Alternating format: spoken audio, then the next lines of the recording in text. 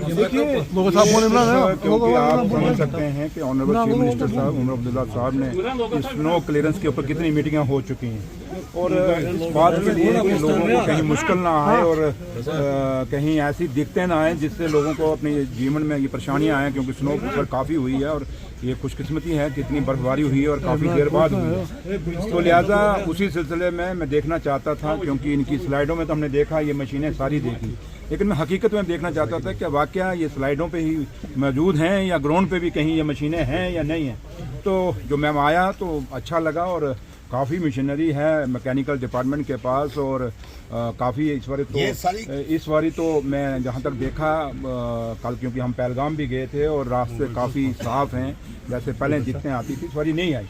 क्योंकि इसमें सबसे बड़ी बात है, अगर आज ये लोगों को दिक्कतें नहीं आई, अगर स्नो क्लियरेंस हुई है तो इसका सबसे बड़ा क्रेडिट चीफ मिनिस्टर जनाब उमर अब्दुल्ला साहब को जाता है और आप भी समझ सकते हैं। तो लिहाजा मैं इंजीनियरों को जो कल का मैं क्योंकि परसों का मैं कश्मीर में आया हुआ हूँ और कल भी काफ़ी जगह गया, परसों भी गया और आज भी सुबह मैं यहाँ इनके पास आया, मैं इनको मुबारकबाद दूंगा कि काम कर रहे। अब हम कहें कि बिल्कुल 100% स्नो फ्री कर देंगे, सड़कें सारी हो जाएंगी, वो आप भी समझते हैं कि इतना पॉसिबल नहीं होता, क्योंकि कभी किसी बार किसी मौसम में बर्फ़ ज़्यादा पड़ती है, किसी बार कम पड़ती है। तो लिहाजा जो मशीनरी मैंने देख ली और आप जो ये स्पाइडर एक्सीलेटर जो इनका नया एक मशीन मैंने अभी आपका उसका रिबन काटा, आपने भी देखा, वो तो ऐसे लगता है जैसे इंसान खड़ा है मतलब कि आपने खुद देखा उसका वर्किंग कैसी वर्किंग है। तो ये नई टेक्नोलॉजी है, नई दुनिया है और नई दुनिया यही है कि जैसे रोबोट भी अब काम करना शुरू, वैसे मशीनें भी अब आ गई हैं जो लोड क्लियरेंस करने की। तो लिहाजा इसमें अभी क्योंकि अभी शुरुआती बर्फ़ है और अभी काफ़ी दिन हैं इसमें और चिले कलान भी है, तो उम्मीद ये कहूँगा और मैंने यहाँ आने का ये कंट्रोल रूम जो मैकेनिकल का यहाँ आने की वजह सबसे थी कि एक तो मैं इनका फंक्शनिंग देखूँ, इनकी मशीनरी देखूँ और इनको थोड़ा सा हौसला भी देंगे। इन्होंने अच्छा काम किया है तो अभी तक हम इनको शाबाश दे रहे हैं। अगर इसके बाद नहीं कहेंगे कि भाई डिप्टी चीफ मिनिस्टर आया तो शाबाश दे के चला गया तो डीले पड़ देंगे, वो नहीं होगा, मैं बीच में कभी अचानक भी आ जाऊँगा। तो लिहाजा यही उम्मीद करेंगे कि लोगों, क्योंकि ये सरकार लोगों की चुनी है, आप लोगों की चुनी हुई है और लोगों की एक्सपेक्टेशंस बहुत हैं हमारे साथ जुड़ी हुई हैं।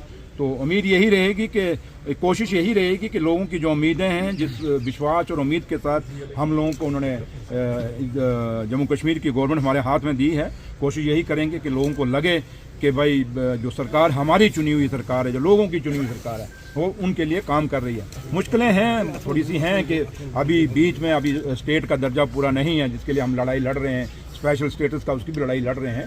तो लिहाजा वो लड़ाई तो हम लड़ेंगे, लेकिन इसका मतलब नहीं हम कहीं लड़ाई लड़ेंगे तो हम कहीं काम ना करें, काम करेंगे और करने की कोशिश कर रहे हैं। और आप मीडिया की भी सपोर्ट चाहिए और आवाम की भी सपोर्ट चाहिए, हमें सरकार को भी चाहिए और हमारे जो मुलाजम हैं, हमारे ऑफिसर्स हैं, उनको भी चाहिए, क्योंकि दोनों का मिलजुल के ही बात बनेगी। तो लिहाजा यही कहूँगा कि ऑफिसर से यही मैं रिक्वेस्ट करूँगा कि आप अपनी जिम्मेदारी को निभाइए, ताकि आपको भी वाहवाही मिलेगी, सरकार को भी वाहवाही मिलेगी और लोगों का आना जाना ठीक रहेगा। सुरेंद्र जी, कल जो अलग अलग मुद्दों पे उन्होंने बात की, so how would you react? जो देखिए, हमेशा पत्थर, आप कौन से कभी सफेदे के पेड़ को पत्थर मारते हुए देखा कोई? जहाँ फल लगता है वहाँ पत्थर मारते हैं। ये नेशनल कॉन्फ्रेंस की वो सरकार है जिसके पास फल है और लोगों का काम कर रहा है। अब जिनको नाच ना जाने वो आंगन टेढ़ा, खुद रहे तो खुद किया कुछ नहीं, उसमें तो बड़ी बातें करते थे, उसमें कहते थे टॉफी लेने गए, दूध पीने गए। तो आज वही बात करें, अगर वही लोग हमें आग सिखाएं तो हम उनसे सीखने वाले नहीं। हम जानते हैं, क्योंकि हम लोगों से जीत के आए हैं, लोगों ने जिता के भेजा है। हमने लोगों के एक एक आदमी के, अपने जिस कॉन्स्टिट्यूंसियों से आए हैं, हमने वहाँ पे काम किए हुए तब जीत गए। हम किसी वेव के कारण नहीं आए या किसी के कारण नहीं आए। अगर आज नेशनल कॉन्फ्रेंस का एक एक कैंडिडेट जो जीत के आया है वो डॉक्टर फारूक अब्दुल्ला साहब की क़यादत में और उमर साहब की क़यादत में जीत के आया। और यही विश्वास है लोगों को कि नेशनल कॉन्फ्रेंस एक ऐसी पार्टी है जिसकी गवर्नमेंट है, वो काम करेगी। तो लिहाजा बाकी जो कहते हैं, जो बोलते हैं, बोलने वाले बोलते रहें, हमें क्या, हमें काम से मतलब है। अब उनको हम थोड़ा जवाब दें, हमें जवाब दें लोगों को जिन लोगों ने हमें वोट डाला है। लेकिन कल से लोग सरप्राइज हुए हैं। कल से देखिए सुनिए मेरी बात, कुछ चीज़ें हैं कि हमने नहीं लगाई। मीटर कौन लाया? जिन्होंने मीटर लाया, कभी काश उनके खिलाफ भी कोई बोले, उनको भी सवाल पूछे भाई मीटर क्यों लाए जम्मू कश्मीर में। जम्मू कश्मीर में सबसे बड़ी मुद्दा इस समय है, लोगों को बिजली से भी कोई वास्ता नहीं है। मेरे बुजुर्ग वो थे जो बिजली के बगैर पढ़ाइयाँ की, मेरे बुजुर्ग वो थे जिन्होंने सड़कों के बगैर भी इन इलाकों में चले, चाहे वो कश्मीर हुआ, चाहे वो जम्मू हुआ, चाहे वो खिता पीर पंचाल हुआ, चाहे चिनाब वैली हुई।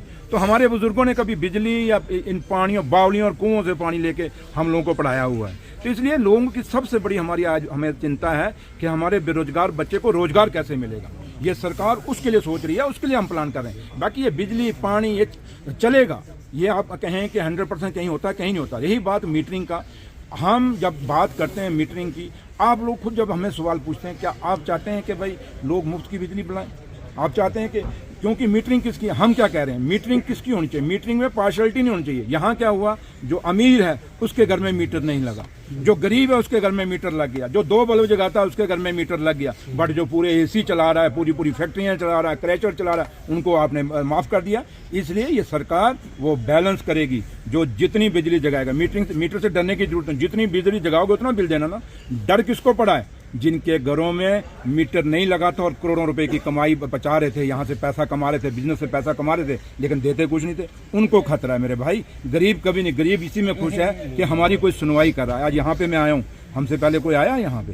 कोई नहीं आया। तो लिहाजा मैं आपको यही कहूँगा कि हम अपनी जिम्मेवारी समझते हैं, अपनी अकाउंटेबिलिटी समझते हैं। अगर हमारी अकाउंटेबिलिटी है तो उन लोगों को भी जिन्होंने बेशक वो हार गए, अकाउंटेबिलिटी तो उनकी है।